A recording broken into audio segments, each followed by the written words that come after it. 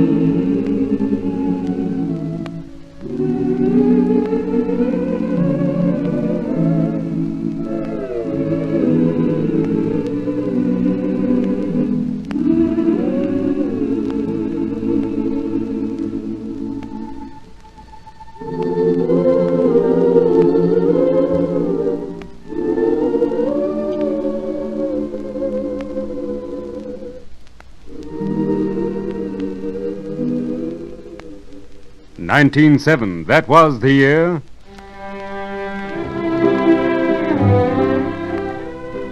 Some years previous, Scottish-Australian John Alexander Dowie founded the Christian Catholic Church, established Zion City, Illinois, set up schools, a university, a publishing house for religious works, general merchandise stores, and factories for the manufacture of soap, lace, candy, clothing, harness, and crackers. But no doctors, no drugstores. In 1903, John Alexander Dowie decided it was high time to invade New York City. Arriving in 8 trainloads, Dowie and 3,000 of the self-termed Zion's Restoration Host marched to Madison Square Garden. But sophisticated Manhattan refused to take the invaders seriously, calling them Satan stormers. Seething under the ridicule, Dowie made haste to scold his critics with burning invectives. And at one Madison Square meeting... This so-called city is nothing more than the whiskey pot of creation. These dirty yellow dogs... Dowie! These rats, these maggots who Mr. dare... Dowie! Who is that? What do you mean by disturbing this peaceful Christian meeting? Mr. Dowie, I challenge you to a debate. Right here and right now. Debate? Who are you? My name is Carrie Nation. What? And I've come here to challenge you to a debate. Carrie Nation, wife, you... Soldiers of Zion, put that woman out of this place. Put her out, I say. Put her out.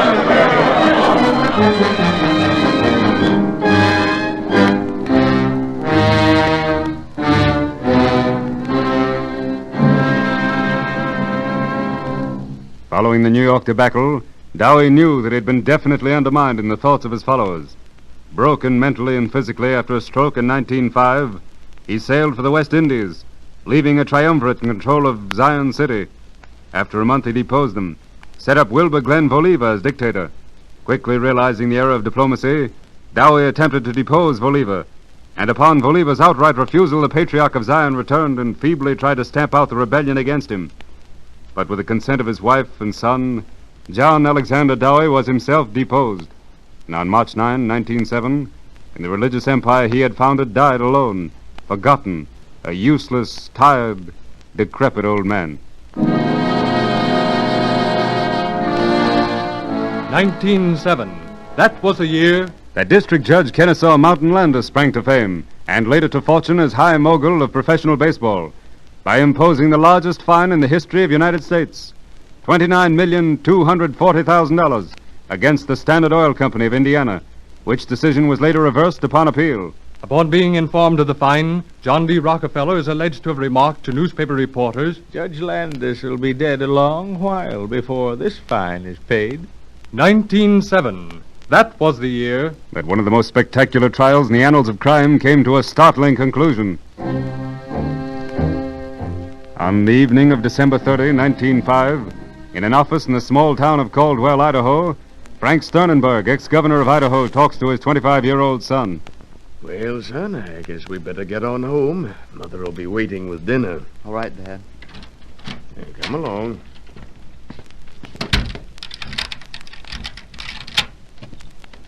Think it's going to snow, Dad?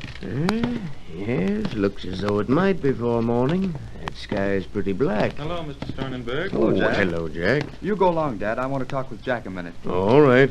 Good night, Jack. Good night. Say, Jack, if it snows, let's get up.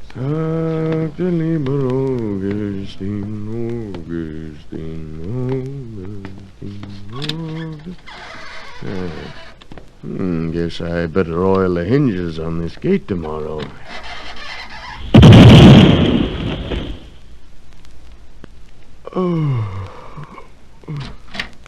Frank! Frank! Frank, where are you? Oh, Frank! What's the matter, Mother? What does this mean? Oh, Frank. Oh, I knew it would end like this.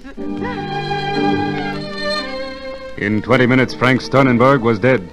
The next day, citizens of Caldwell and cattle ranchers from the surrounding territory gathered in little excited groups. Got any suspects yet, Sheriff? Nope, not yet. That snowfall last night should have helped us to track down anybody that was trying to get away, too. Pardon me, gentlemen. Eh? My name is Hogan. T.S. Hogan. I'm staying down at the Hotel Saratoga. Eh? What can we do for you? Well, I was just wondering if you knew where I might be able to buy a good flock of sheep. Sheep, huh? Don't reckon you'll find nobody willing to talk sheep selling today, Mr. Hogan. Just a minute. How long you been in town, Mr. Hogan? Oh, about 3 weeks. Why?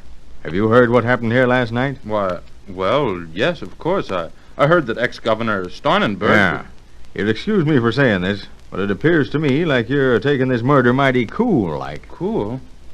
Well, after all, I came to Caldwell Suppose we take a walk down to the city hall and talk a little more about why you come to Caldwell.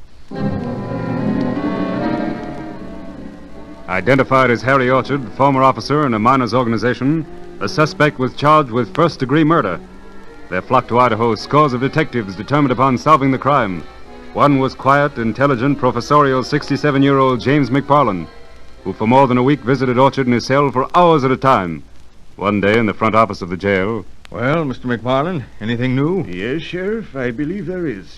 Harry Orchard is your man. Well, how'd you find that out? I have just now procured a full confession in detail from Orchard that he not only set the bomb which killed Sternenberg, but that he is the murderer of 18 people in the past 10 years. Well, why?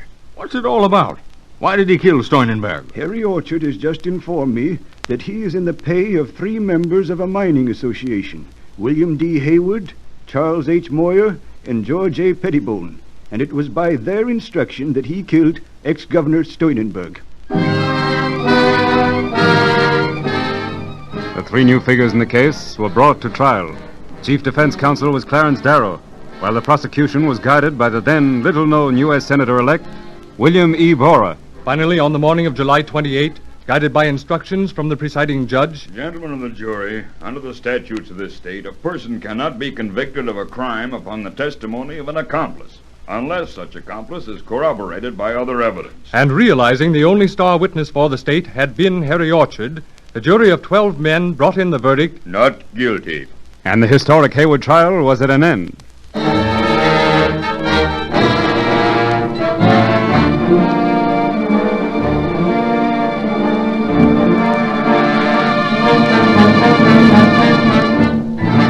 "1907. That was the year." That in the drab, leaden dawn of the morning of October 21, a passerby noticed a cluster of people standing in front of the 4 massive columns of the Knickerbocker Trust Company of New York, brows clouded with anxiety. Good morning. Is it? What's the matter? What are all you people standing here for? Waiting for 9 o'clock. 9 o'clock? Why, that's when the bank opens. Yeah, we're waiting to get our money out, if we can. Why, what do you mean? I've got money in there, too. What do you mean? You'd better get in line then, mister. All the banks in town are going to have a tough time today. And the panic of 1907 had begun. The financial phenomenon which in a few days transformed the United States into a chaotic imbroglio of seething depositors, all struggling in the vain attempt to withdraw their funds from banks. At the height of the panic, a group of financial moguls arranged for the importation of $100 million in gold to be deposited with banks of the U.S. In a few weeks, the spectacle of the 1907 panic was on its decline. 1907. That was the year That America was whistling, singing, humming, dancing to Franz Lehar's perennial Merry Widow Waltz. Now or never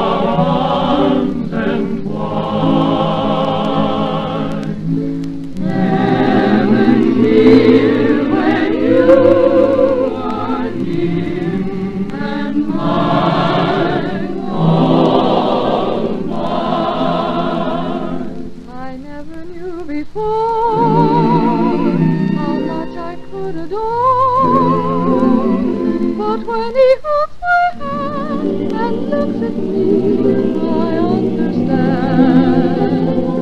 And the music murmurs low, it's telling me you I know, and heaven hears the sigh.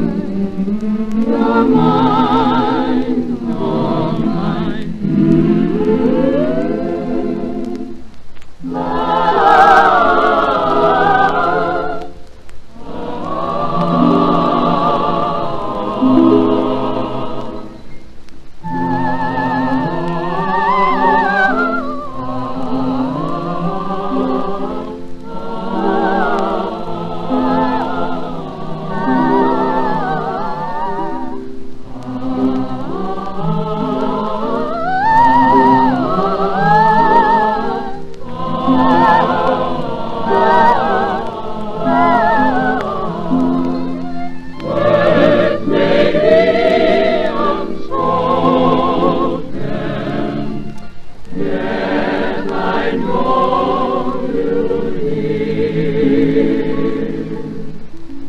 Music sighs, your heart replies, my love.